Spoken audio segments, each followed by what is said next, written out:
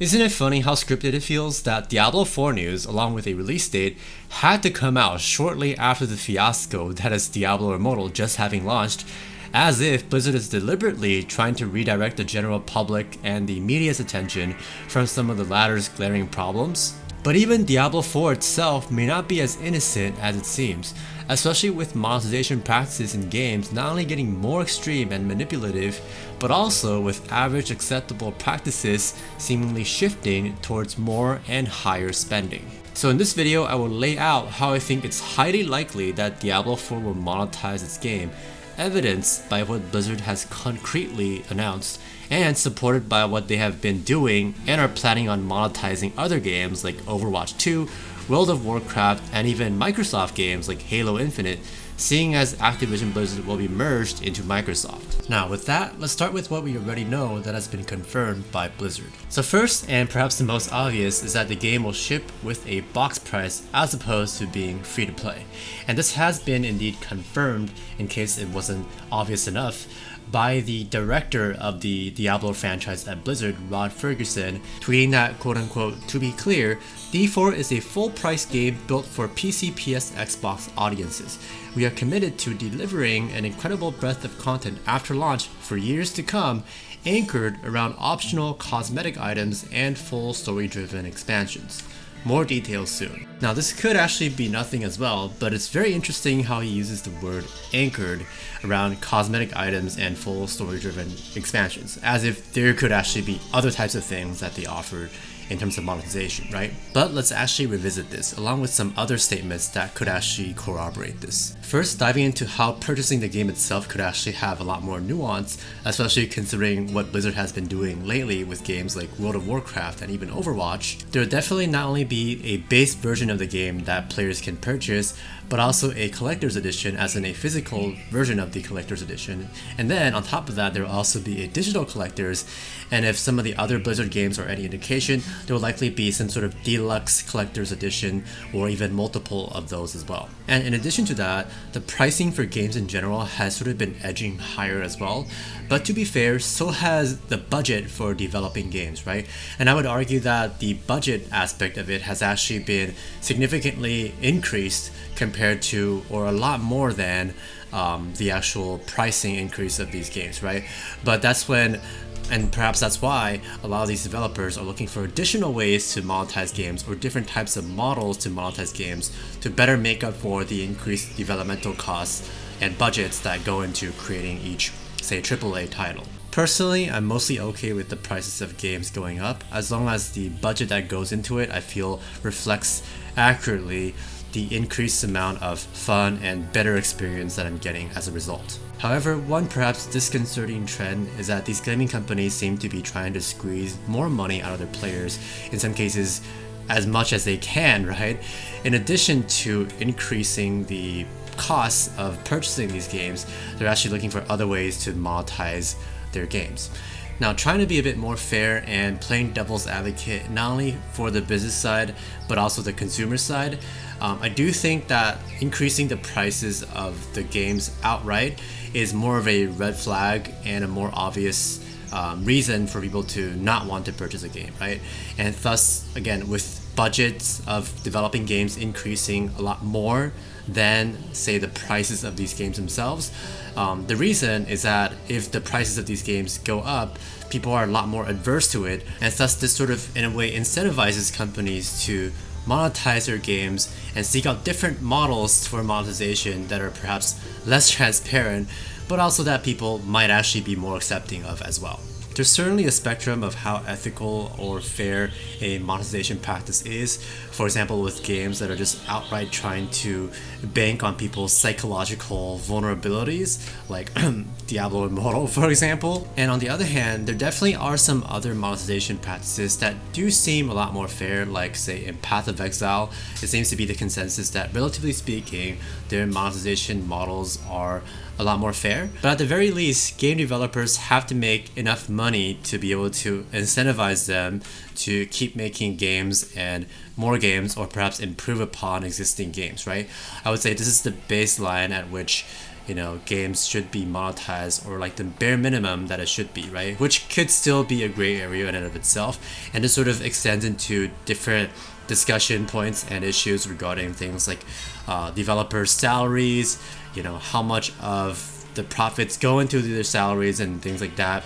And this is definitely a topic for a different video, but I still believe it's something important to have at least in the back of our minds as we dive a bit deeper into Diablo 4's potential monetization models. So with that, let's get right back to that. So besides selling the game itself, different versions of the game like collector's editions, digital collector's editions, expansion packs, and perhaps other forms of DLC, an in-game shop has actually also been confirmed by Blizzard devs. Specifically, they've announced that the shop will include cosmetics, which based on what we know so far can include skins for, say, weapons and armor or different types of character appearances, as well as even mounts themselves, because in Diablo 4 you can in fact ride mounts, and also mount customization. This is another thing that's been confirmed, and maybe even pets as well if we're going the route of Diablo 3. And if we look at the example from World of Warcraft's in-game shop, they have pets, mounts, appearances, as well as other sort of character services. They also have toys as well, which is sort of a unique thing to World of Warcraft, but those are similar things that one might actually be able to expect as well in Diablo 4 in my opinion. And speaking of the World of Warcraft in-game shop, there's actually something unique that it does in that you can sort of indirectly buy in-game currency by purchasing the so-called WoW token with real money, which you can then sell for, again, in-game WoW gold, or there's actually a pet, at least from when I played it back then, that you can also buy with real money and then actually sell in the game for in-game gold as well, whether it be through the auction house or trading it with someone else. And because in World of Warcraft people are actually able to pay real money for in-game gold, they can then use that gold to buy gear, specifically buy on equipped gear, which is the tradable gear, then to be able to gear up their characters. And not only that, but they can actually also buy services from, say, higher or better geared players to carry them through different parts of the game to get better drops that way as well, right? And thus creating the argument, and I think it's valid to a certain extent, that WoW has a sort of pay-to-win element to it as well. And therefore, the current concern is that something similar could happen with the Diablo 4 store as well, right? And Asmongold also mentioned this in one of his videos as well.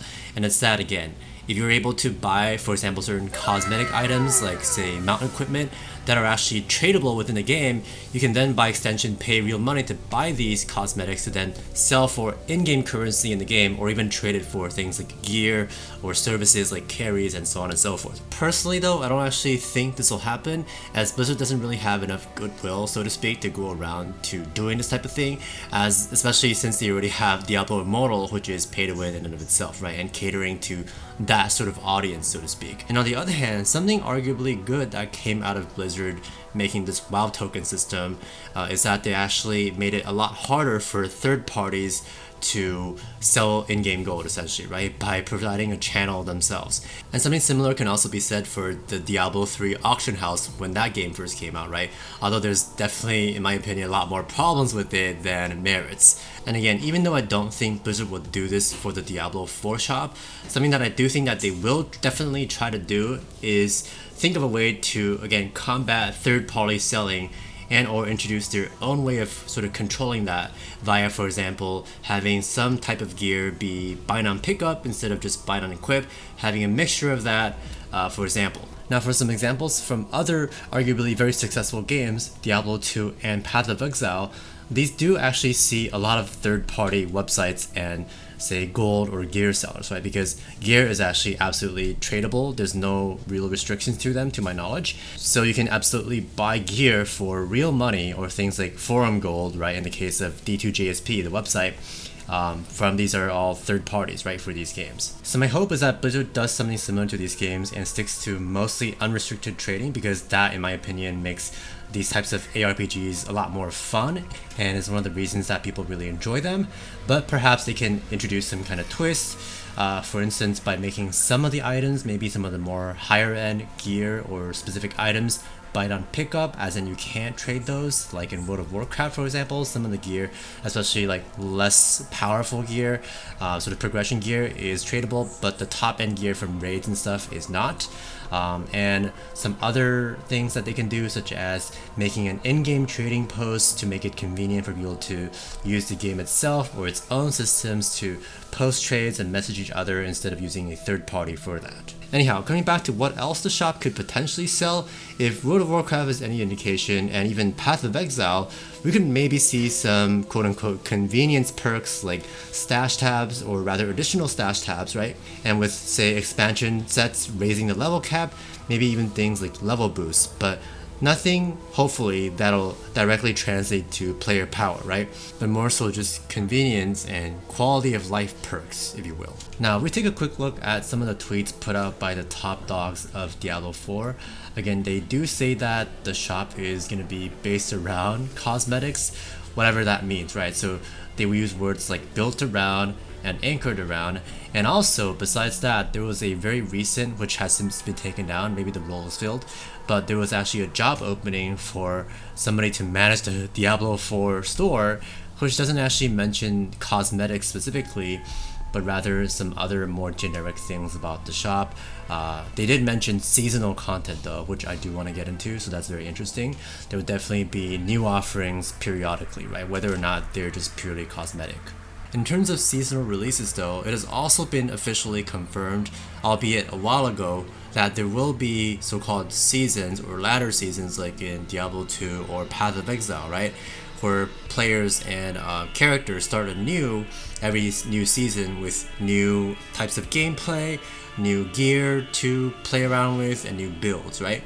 So this actually not only incentivizes players to come back periodically to the game to keep playing the new season to get like a new start, try a different character, try out some of the new stuff, but it also allows Blizzard to put out seasonal content in the store, such as putting out, say, cosmetics that match the theme of a given season, which by the way they're actually already doing in Diablo Immortal, which could actually also be a way to sort of prepare players or prime players to get used to this type of thing happening, right? And next, in order to get some more ideas on how seasonal content can be released, or in this case monetized, I actually took a look at Overwatch 2's as well as Halo Infinite's monetization models, which to my knowledge are actually quite similar.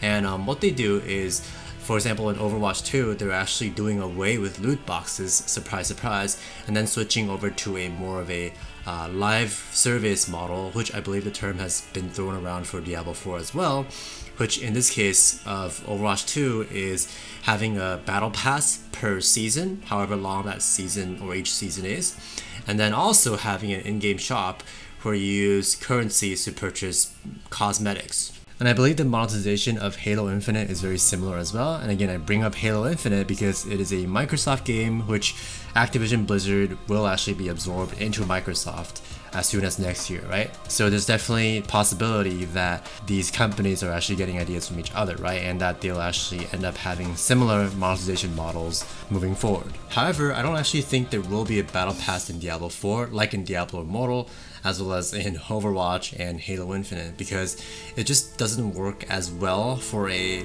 hopefully non-pay-to-win game. And the shooter genre also works a lot better, in my opinion, with a battle pass.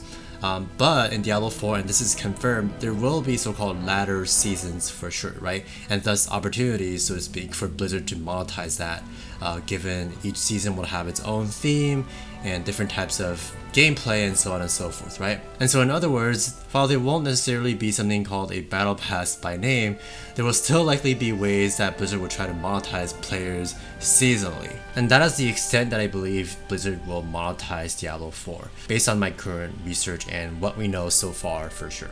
Let me know what you think in the comment section below. Do you think Diablo 4 will be monetized fairly? Do you think it'll actually be pay to win? I personally think Blizzard is trying to manipulate, so to speak, their goodwill, having Diablo Immortal being the opposite of Diablo 4 in a way, where more hardcore fans will be on Diablo 4 and they'll be monetizing them in their own way, whereas other players will be on Diablo Immortal monetizing the other way. And that's how Blizzard, in my opinion, is trying to not only appeal to a larger audience, but also try to control and balance the goodwill that people have for their franchise, as well as also generating a lot of publicity through discussions between both sides and arguments and controversy and so on and so forth. Anyhow, thank you so much for watching this video. Let me know again what you think in the comment section below, and I will reply to your comment. And with that, I will see you in the next video. Peace.